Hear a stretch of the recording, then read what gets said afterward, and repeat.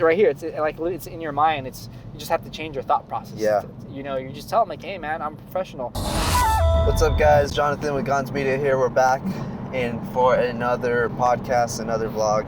I'm here with JP of Crystal Seller, broker, and How's it going? Nate Topete, buyer agent of Crystal Seller. Today we're talking about your first year in business. So it's a hump. I'm just getting over now, and it's been a struggle. I'm about like 9 months in full time. A little background, I started doing this media company full time since last May, the end of May, right after graduating college. It's been like the hardest thing trying to build and trying to go through, the ups and downs, and I've learned a lot now. But can you tell us, if you remember, your first year in business and how it went? Oh yeah, dude, I for sure remember my first year in business. It was kind of like, well, like in my eyes, like the Wild West, dude. It was like just a straight shootout, It's just you're out there and you're just trying to figure things out. You're trying to swim. You're trying to try as many things as you can, trying to, figure out things. You're trying to just shoot out. You're shooting at all directions, trying to see what hits, right? What's gonna work for you. So it's kind of just like that first year is always kind of that kind of, when you see a baby walk and you go like this. You're just trying to figure a lot of things out and trying to zone in on what direction you want to go towards. Like, I think because like you get inundated in any new business, you hear so much information, and it's really hard to discern what's good information and what you can implement in your business at that time, starting out, right? Because then when you start out, you hear all this crazy shit, and which is great, some of it is great, right? But at the same time, it might not be best for someone just starting out, right? Yeah.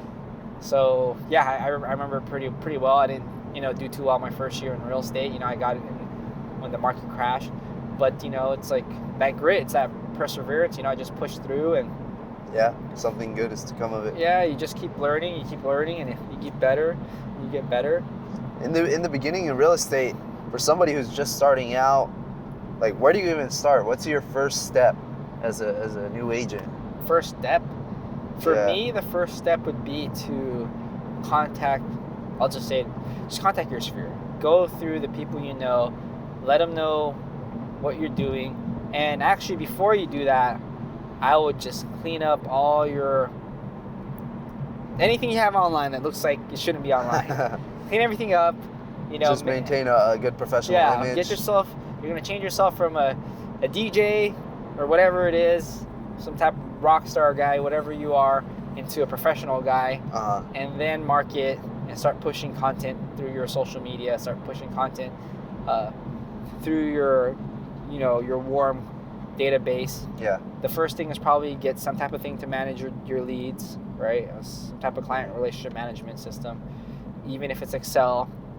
And that's the first probably investment. Then invest into some type of email campaign. You're really keeping track of everything, right? Like from the get-go. That way you don't get behind. And I think which I would have wanted to do from the beginning what I should have done is track the leads coming in, my conversion ratios, track my income that's coming in, and my expenses on a monthly basis. That's what I would advise anybody to do, like from the very beginning. So then the sooner you get that, the sooner you can understand how to invest back into your business. Right. Okay. So for those out there who are like my age, where I'm 23, Nate here is I think 22, how do you get over the hurdle of being young? Everybody's young, and not too many older people will trust you yet because you might not have the experience, or they just don't take you seriously. Like, how do you get over that little hurdle? It's funny because I teach a class at Walnut High School, my old high school, and I teach a class about limiting beliefs, right? And that's kind of like I tell them, give me an example of a limiting belief, and that's like one of the limiting beliefs. I tell them that, I still look young for a broker, so I tell them that's one of my things. Like, hey, I look young, but all of that doesn't matter. I actually, when I first started, I always had that same feeling. Oh shit, like, dude, are these guys gonna trust me? But the thing is, though, like, if you're confident and you know what you're saying, that it'll show, and they'll respect you. So once, let's say I sit down and they look at you, and you know they're looking at you a little bit like, hey, this guy seems like a little young. Mm-hmm. Once you open your mouth though, and you start talking, and you're a professional and you know what you're talking about and you're confident, then So you think it's out the window. more the way you carry yourself and like your demeanor. So Yeah, if you carry yourself well. Carry yourself. It's just right here. It's like it's in your mind. You just have to change your thought process. Yeah. You know, you just tell them like, hey man, I'm a professional. There's some young doctors out there that look young, but they're doctors. Yeah. You're gonna listen to what they tell you, hopefully, right? Or, you know. What do you think, Nate? Like, what do you have to add to that? It's funny you ask, because that was my first couple months. I used to tell JP the same thing, and exactly what he just said is what he told me. And once you shift your like mindset on that, you look at it from a different perspective. Just know your knowledge and be professional when you show up to that appointment and give them the information they need. They're gonna look at you in a different light. Okay. Yeah. Cool. So, you know, when you're starting out too, you probably don't have much money. You didn't allocate a marketing budget. No. When you go into something, when you're young and naive, you kind of think, oh yeah, I'm gonna open business and everybody's gonna flock and everything's just gonna go smoothly and it's gonna be sick, right? Yeah. So how would you market yourself with such a limited budget when you start out? Just like what you were saying earlier, word of mouth. It's just word of mouth. It's targeting, knowing who your target is. Like for example, you know, you're in the media business, right? Mm-hmm. So like I'm a broker, right? I probably know other agents and brokers that I can connect you with. Right. You know, you can ask me like, hey dude, like, hey, or like for me, like for example, I have friends who are, you know, it's different now because I'm older, but like I can ask around, like my friends, like at that time when I was 21, there's already guys that were cops and stuff like that. You know, I could have been like, hey man, like, can you introduce me to anybody else? You know, or I just sold you a house. You know. Yeah. So it's to be honest, word of mouth, and you start putting that money in your pocket. You know, a lot of the things you're gonna want to do at the very beginning is what they call sweat equity. Yeah.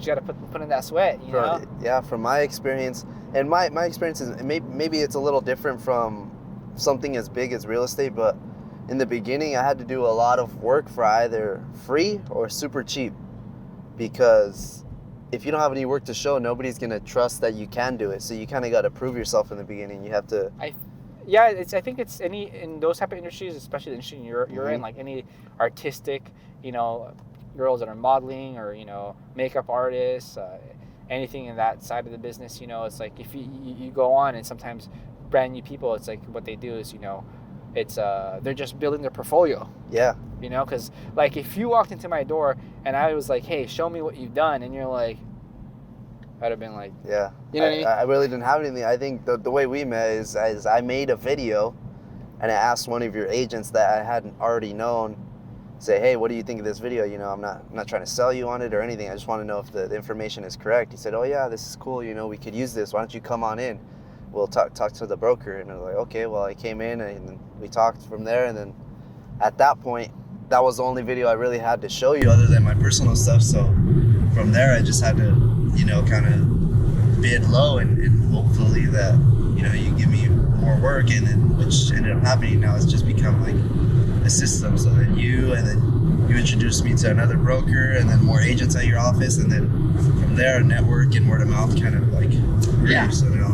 And then I think that's when we go back to the scaling. So now, like, you get into the door, you're getting some business. Now you're kind of have too much business. You're getting to the point. Now it's like when you really got to think about, okay, scaling. Now you got business coming consistently.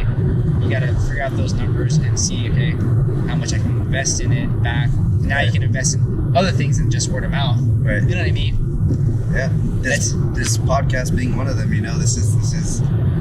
From a marketing perspective, this is marketing for me. So what I'm doing essentially here is we've got an hour and a half drive up to the west side of LA in the heart of LA traffic. This is as bad as it gets. We're gonna be sitting in the car instead of lollygagging, listening to music and vaping the whole time.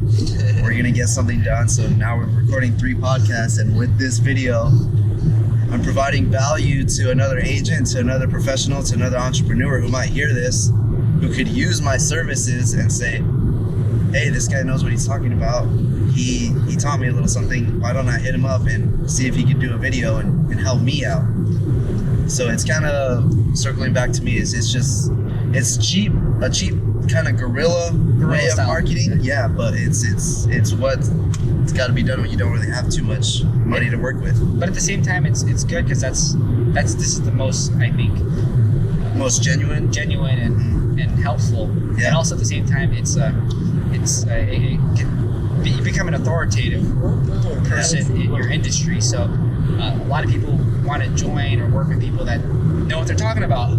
Yeah. You know, so if I'm doing business with you and you don't know what you're talking about, then most likely I'm not going to do business with you. Yeah. All right, man. Well, thank you for that, JP. We've got 3 podcasts now on our hands, and hopefully you guys enjoyed it. Any questions, again, leave a comment down below. Let me know what you think. If you have any questions for JP, I'd be happy to relay the message to him. And yeah, thank you. All right.